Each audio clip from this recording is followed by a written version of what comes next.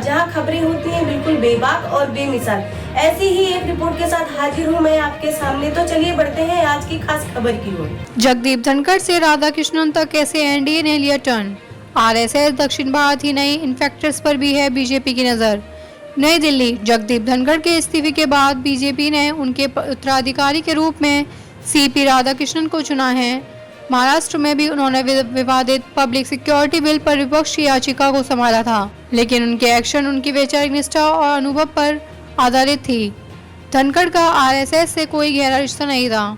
उनके लिए कहा जाता है कि वह एक व्यापारिक सियासी चेहरा थे।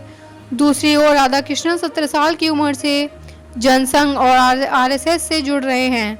उनकी वैचारिक जड़ें बीजेपी के लिए अहम हैं। धनखड़ की तीखी और कानूनी दलीलें संसद में सहमति बनाने में मुश्किल पैदा करती थी। राधाकृष्णन का चयन संसद के सुचारू संचालन के लिए एक संतुलित व्यक्तिगत की जरूरत को दिखाता है।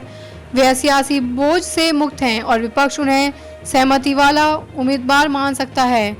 जहां धनखड़ की सियासत जाति और क्षेत्र तक सीमित थी, राधाकृष्णन राष्ट्रीय समावेशिता का प्रतीक है। धनखड़ की तुलना में वह एकदम अलग मिजाज के हैं। राधाकृष्णन दक्षिण भारत के अनुभवी नेता हैं, जिनका जनसंघ और आरएसएस से गहरा नाता है। धनखड़ की मुखर और टकराव भरी शैली से उलट राधाकृष्णन का स्वभाव नरम और सबको जोड़े रखने वाला है। यह बदलाव बीजेपी की रणनीति में एक बड़े चेंज की ओर इशारा करता है।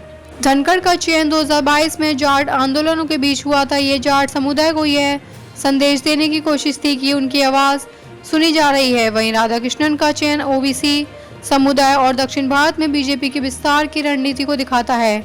कर्नाटक को छोड़कर दक्षिण में बीजेपी को अब तक मजबूत जमीन नहीं मिली है।